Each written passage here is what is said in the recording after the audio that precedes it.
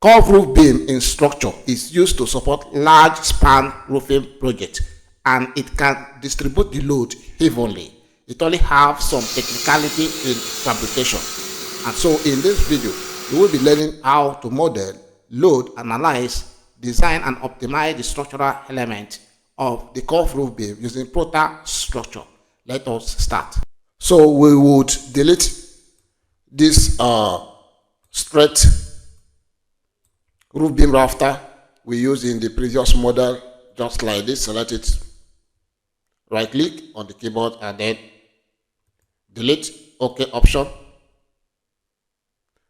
For us to now model the curved roof beam rafter, we are going to navigate to the modeling tab right here. Save this model first, and then get to truss option, this one, pick on that. So we are going to be picking the first point to place the truss, and then the second point is this provision. So we have this. All right. So the first thing we do here, we have to navigate to the members of the truss, and then the top chord of this truss, we click here and ensure it is IPE sections 300 we use, which is this beam. All right. So we click on the select option and then OK option. Then get back to the general tab. You can see the top chord of the truss is having the IPE. All right.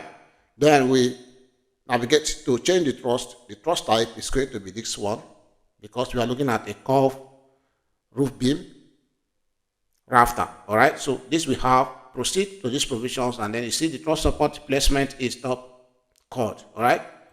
So now we will proceed where we have the apex height. We used the apex height 3000 millimeters. And then in the numbers of spans provisions, we have 11 right here. Okay, so we proceed where we have the right cantilever length. We need to key in 1500 depending on your own design.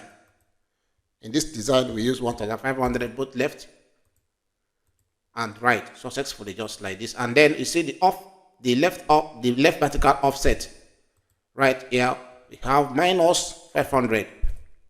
So this will actually push the support point to the curved roof beam rafter. Okay, you can see the support right here. So this will offset it to be able to get to the roof beam rafter successfully. Okay, so I will key in 500 right here as well, just like this. So I'll click on the OK option to check if this is properly placed. So over here, you can see that it is properly placed, just like this. Okay. Now I will escape, double click on this truss, and then in the wizard, we need to make changes. Like we have to remove the bottom chord as well as the vertical and diagonals of the truss system successfully. So to do that, we get to this provision of user-defined truss. So you click on that. So in this user-defined truss, you can just pick a point, do a window, click to select the horizontal bottom as well as the vertical diagonals, and then use delete option on the keyboard to get rid of that. This vertical, select it and delete as well. Over here, delete these three vertical and diagonal right here, just like this. And this is what we have now. So we are good to go. You can choose to navigate to the general to actually view it, just like this. And then you should take note that once you have modified the truss system, the geometry cannot be modified again. So you have to ensure that you work on the geometry first before you make the changes successfully. And then you can also save to library this truss you have modified successfully. Save it to the library for subsequent use. Otherwise, you can click on the OK options, and then you see you have the curved roof beam rafter placed successfully, just like this. Select it right here. Come here, pick on copy, so we can populate it along the roof beams.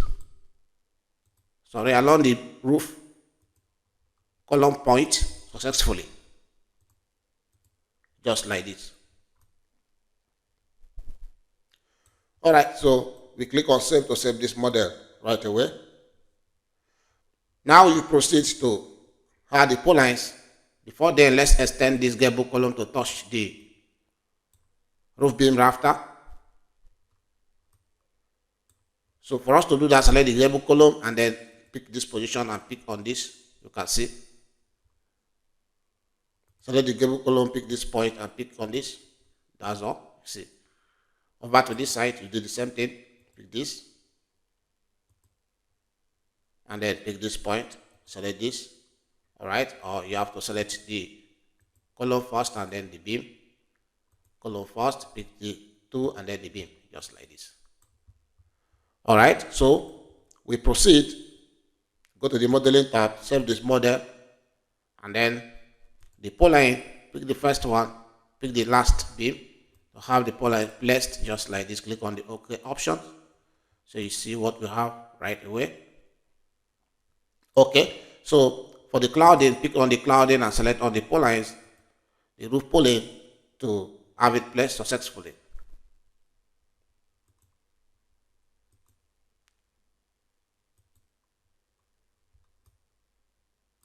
So click on OK to insert the pole.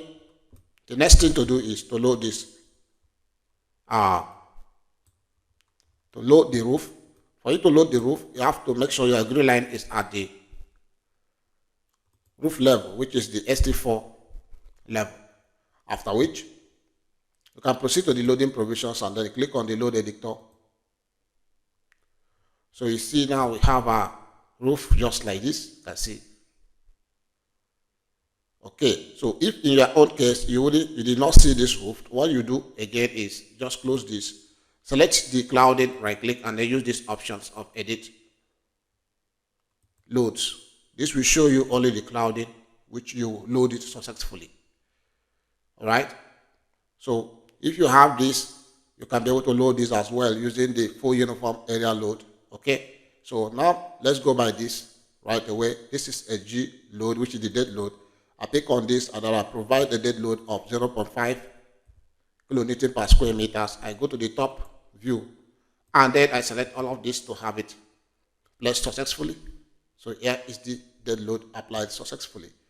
I can change these provisions to Q load and then be able to apply 0.7 kilonewton per square meters as well, just like this. Get to the top and then do a window to apply it successfully, just like this. So if I change this from dead load to, from live load to dead load like this, you see the load right there being applied successfully. And then the live load, you also see it. All right, we have option for wind load in direction X and Y successfully, but we wouldn't apply that in this presentation. Okay, so after which you click on the OK options. All right, so we have loaded the model successfully. The wind applications has been done in the previous video because it is the same model. All right, so we use the wind calculator right here. So over here you change here to 45 as the wind speed. Okay, and then the wind pressure right in this provision, just change it to 7. And then for the terrain and surrounding, you leave this at default. Then come over to where you have the structure properties. The building category is still structure, so you have to change that. Apply this. So if you want to get your wind report, use this create report tab right here. Otherwise, click on apply it and then click on the OK option. So with this now, we can now proceed to check this model. You come to the review and then building model check. If you start to check this model, let's see. Okay, we have no error in this model. You can close this now, save this project, and then navigate to the analysis tab, building analysis right here. Click on the analysis and then building analysis as well. Okay, I just want to carry out the analysis and not to design the steel members, but you can do both as well. So if I check this provision, simply means it will analyze and design all of the steel members, both the steel stanchions, the beams successfully. So I click on the building analysis. So we give the program some seconds to carry out the analysis and as well design the structural element of this model.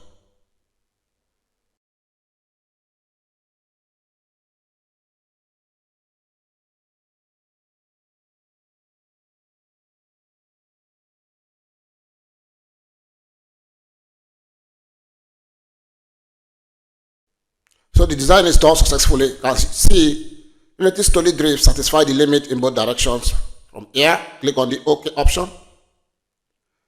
And then we click on the closed options right there. We proceed to optimize the curved roof beam rafter by selecting on it. And then we use this option, still member design. Alright, so we see some of the member has failed actually, but that is not an issue. We just have to come to this provision where we have change section. In the change section, dialog, select the IP sections, use this 333 sections, and then select an OK. Alright, some members, some U ratio is still failing right there. Then we have to increase the section again.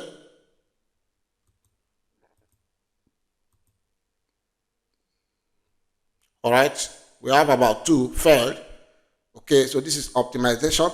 We need to also change the section to higher section that can be able to pass the design. Let's use 400 right here. Select that, click on the OK options. Alright, so you see all the U ratio has actually passed successfully, and then the deflections check is also past design, as well as the slenderness ratio.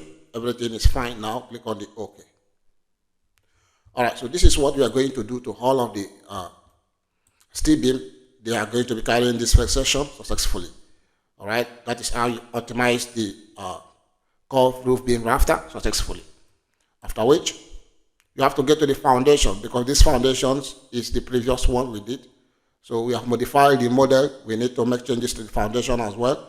And then we navigate to the story 0 right here. So we can put the structures in this direction. Alright, and then we see how we can select all of these footings. All may not be selected, or you can just hold down the control key on the keyboard, or you navigate to the plan view of that story 0, just like this. And then select all of the footing from here, just like this. After which, you can right click and then use the delete option. We are not deleting the column.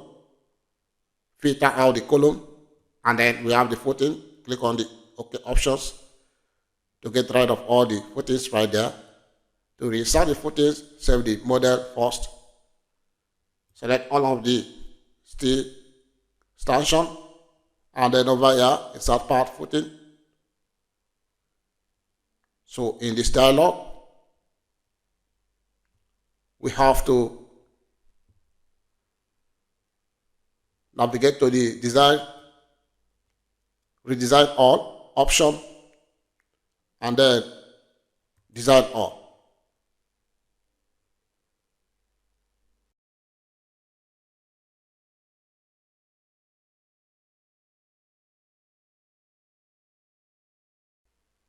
Alright, so you can see LSAY, the section has actually changed. Okay, just like this, click on the OK to have it exact. Okay, so now we will navigate to the 3D. So this is the model. Alright, so this is how you can be able to apply the curve steel roof beam rafter successfully using Protastructure. If you have any question, drop it in the comment section. And then you are invited to join our masterclass. You can check the link in the description of this video. You can as well join our group chat. We stop here. I'll see you in the next presentations.